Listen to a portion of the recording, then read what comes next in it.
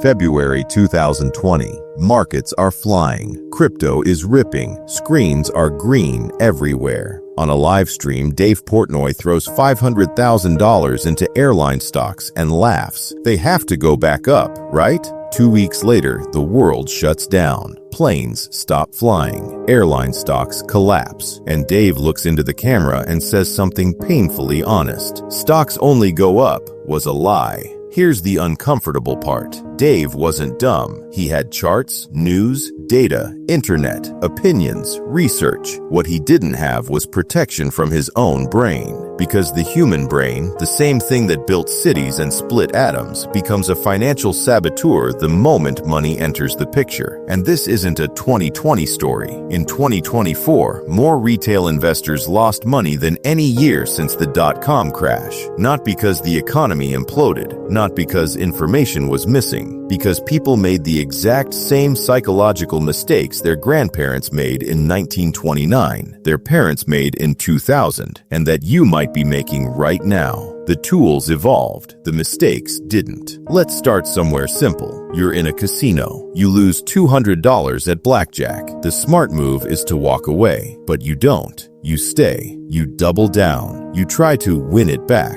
Why? Because losing $200 hurts more than winning $200 feels good. This has a name: loss aversion. Brain scans show financial losses activate the same regions as physical pain. Your portfolio dropping doesn't feel like numbers going down. It feels like getting punched. Now zoom out. You're not at a casino. You're looking at your retirement account. It's down 15%. Every instinct in your body screams, sell before it gets worse. That's loss aversion wearing a suit and tie. And it's one of the biggest reasons the average investor underperforms the market every single year. Not because they buy bad assets, because they sell good ones at the worst possible moment. But that's just the first trap. The second one is sneakier. It's called mental accounting. You find a $20 bill on the street, free money. You waste it on something you'd never normally buy. That same week, you get charged a $20 bank fee. You're annoyed for hours. Same $20. Completely different emotional reaction. Why? Because your brain put that money into two different invisible buckets. One bucket says fun money. The other says real money. A Nobel Prize-winning economist, Richard Thaler, showed that money is fungible. $20 is $20 no matter where it came from. But your brain doesn't care. You treat tax refunds like bonus cash. You treat salary like survival cash. You treat credit like someone else's problem. You'll drive across town to save 10 cents on gas, then spend $200 at dinner without blinking. The numbers don't change. The mental bucket does. And the credit card industry understands this perfectly. Swiping a card doesn't feel like spending real money. It feels like spending future me's money. And future you always seems rich enough to handle it. Then comes the sunk cost fallacy. You buy a stock at $50. It drops to $40, then $30, then $20. Logic says cut the loss, but you can't, because selling means admitting you were wrong. So you hold. Maybe you buy more. It has to come back.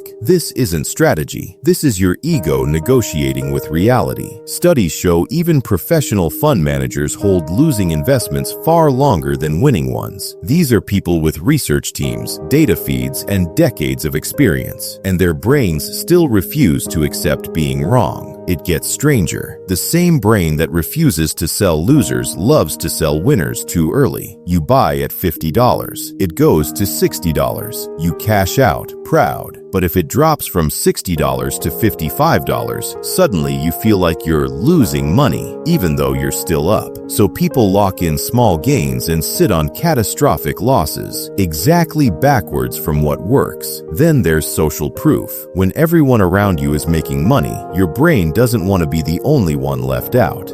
.com stocks everywhere. Neighbors, friends, strangers getting rich. It feels stupid not to join. So you don't follow logic. You follow the crowd. Financial TV, influencers, loud opinions. They don't just give information. They give permission. permission to believe what you already wanted to believe. The louder the voice, the more confident it sounds, the more your brain mistakes volume for truth. Add confirmation bias to this. If you believe crypto is the future, you will only consume content that agrees with you. Your brain will quietly filter out anything that challenges your view. You won't notice it happening. You literally become unable to see evidence that you might be wrong. And finally, the most expensive trap of all: overconfidence. Most drivers think they're above average. Impossible, but predictable. Investors do the same. 2 hours of research and you feel smarter than analysts who've studied the company for years. One YouTube video about options trading and you feel ready to outsmart hedge funds. Knowledge feels like control. But markets don't reward feeling smart. They punish it. Ironically, highly educated professionals often underperform the market by more than average investors, because education breeds confidence. Confidence breeds risk. Risk breeds mistakes. So how do you fight your own brain? The hard truth: you mostly don't. These biases aren't glitches. They're survival features from thousands of years ago. Loss aversion kept your tribe alive. Following the crowd kept you safe. Overconfidence pushed humans to take necessary risks. But what worked in the wild fails miserably in financial markets. The traits that made you a successful human make you a terrible investor. And knowing about these biases doesn't remove them. Sometimes it makes them worse, because now you think you're immune. The only real defense is systems: automatic investing, dollar cost averaging, index funds, boring strategies that work precisely because they're too boring for your brain to interfere with. But here's the final twist: even if you know all of this, even if you build perfect systems, you'll still make mistakes, because the human need to feel in control, to be special, to beat the system is stronger than logic. The real question isn't whether you'll make psychological mistakes with money. It's whether they'll be big ones or small ones. We're all fighting the same opponent: our own mind. Some of us just learned to put guardrails around it. If this video made you see your own investing mistakes a little more clearly, hit the like button so more people can protect themselves from the same traps. And subscribe to the channel, because we break down complex money systems into simple ideas that actually help you make smarter financial decisions.